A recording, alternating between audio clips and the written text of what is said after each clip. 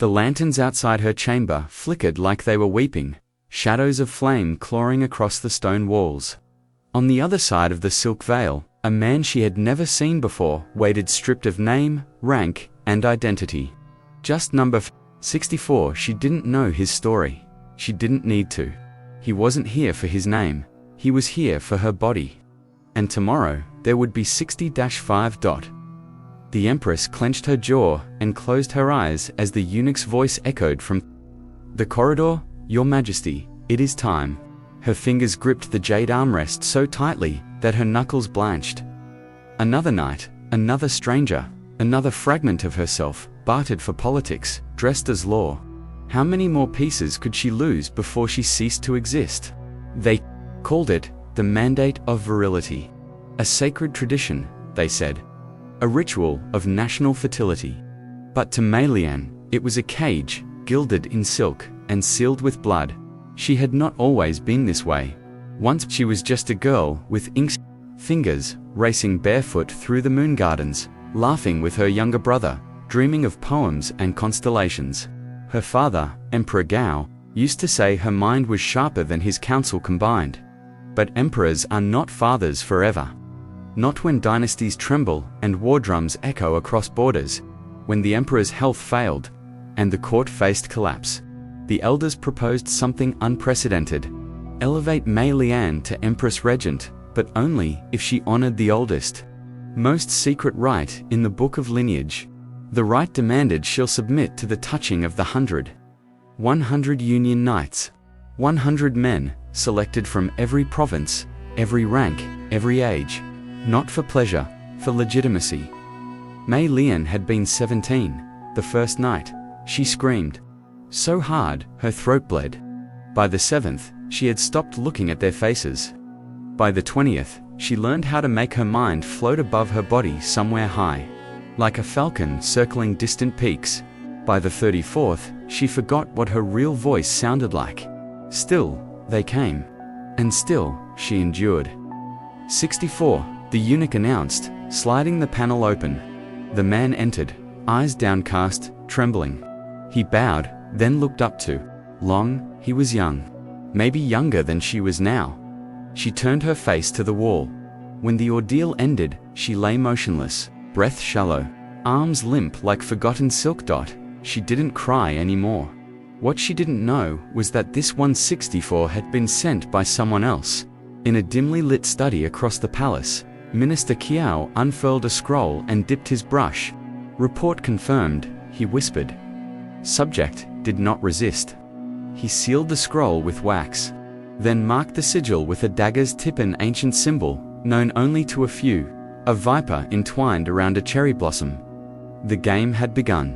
The next day, Mei Lian sat at court, her posture impeccable, voice steady, her robes an ocean of crimson and gold, but her mind spun like a storm behind calm eyes. Reports of unrest in the west, rumors of betrayal in the capital, and her brother Dash vanished. No one dared speak of Jian anymore.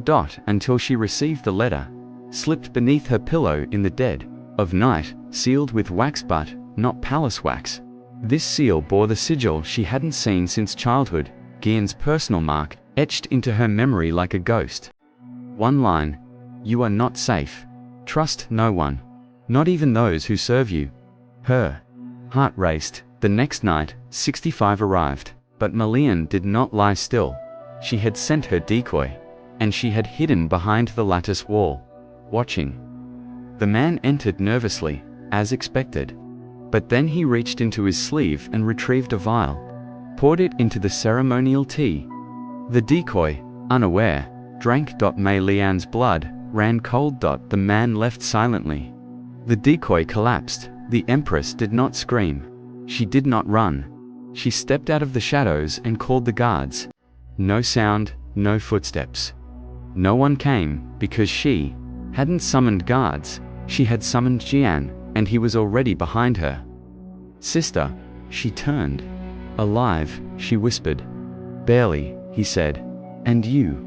Less than that. They embraced like exiles in a crumbling temple. Jian explained everything. The council had betrayed her the moment she was crowned. The mandate of virility was never a spiritual right, it was a political mechanism used to weaken the bloodline and fracture alliances. They were poisoning her slowly, night by night, not with venom. With humiliation, with erasure. Each man was a seed of dissent. Each act a signature of her undoing. But why not just kill me? Mei Lian whispered. Because a dead empress is a martyr, Jayan said. A defiled one is a puppet. They had a plan now, but it came at a cost.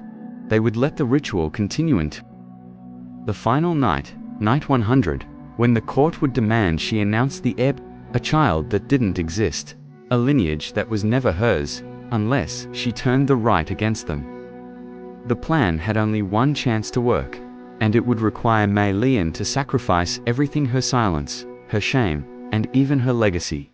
But she would no longer be the girl who suffered in the dark. She would become the storm. Night 99 arrived with no fanfare. The man was older, quiet, and did his duty without speaking. Mei Lian barely heard him enter. She was already writing her decree. By candlelight. She drafted a royal edict not for the court, but for the people. A confession, a declaration, and a trap. It began with the truth that the mandate of virility was never divine, that she had been forced against her will, that each night of the ritual was an act of state-sanctioned desecration. She wrote of the council's deception, the poisoned intentions of Minister Qiao, the lies woven into the very fabric of imperial tradition. She named names. She gave dates. She offered evidence, every scroll, every whisper, every face that haunted her bedchamber, and she ended with this: if I am to fall, let the empire know why. Let no girl after me wear the crown in chains. I will either be the last empress, or the first free one. The next morning, Jayan took the letter and disguised himself as a monk, distributing copies across every province. In tea houses and temples, in market stalls and fishing boats, the story spread like wildfire. The people gasped. Mothers wept. Fathers clenched their fists. But in the palace, Mei Lian said nothing. She prepared for night 100. The chamber was lit with more lanterns than ever before. The court had insisted on ceremony. The man chosen was Minister Qiao's own nephew, a final insult. Mei Lian waited in silence. Dressed in ceremonial red, a dagger hidden beneath her robes. The man entered, but she did not lie down. She stood. He blinked in confusion. You may go, she said. He hesitated, glancing around. I said, go. He bowed and fled like a startled animal. And then, before the eunuchs could react, Mei Lian stepped out of the chamber into the grand hall where the full court waited for her announcement. Silence fell like a guillotine. Mei Lian walked to the throne but did not sit. She stood before them like a living reckoning. I know what you've done, she said softly. And now, so does the empire. Gasps, rustling robes, panic behind composed faces. Minister Qiao rose. What are you talking about, Your Majesty? But she turned her eyes on him, and for the first time, he looked afraid. I know about the poison, the letters, the lies. I know the mandate was never about tradition, only power. You have no proof, he snapped. I don't need proof, she said. I have the people. From the far end of the hall, heavy doors burst open. Peasants, scholars, monks, merchant citizens of every rank and province flooded the steps, holding scrolls. Her scrolls. Mei Lian lifted her hand. The days of quiet obedience are over. I will not be your prisoner, queen. Minister Qiao reached for his blade, but Jian was faster. The dagger pierced his chest before he could speak another lie. Chaos erupted. Some councilmen fled, others knelt. The palace shook with the roar of history being rewritten. By nightfall, the court was disbanded, the mandate was abolished. The archives were opened. Every man who had entered her chamber under that law was named and released from shame. Mei Lian granted them amnesty, for she knew they too had been used. In the weeks that followed, the empire changed. No girl would ever again be chosen for her body. No empress would ever again inherit a throne chained to obedience. Mei Lian ruled not as a puppet, not as a figurehead, but as a sovereign of fire and ink. She built schools for girls, temples for healing, and shrines where truth was honored over legacy. Jan remained by her side, her shield and sword, but at night, alone in her chambers, she still saw the faces, still felt the phantom weight, still whispered apologies to the girl she once was, and yet she, also, smiled, because that girl had survived, and she had burned the empire clean. If this story moved you, if it made you feel something, anything, don't let it vanish in silence. Like, comment with your thoughts, and subscribe for more stories that unveil what history tried to bury. Share this video with someone who believes in the power of truth even when it costs everything.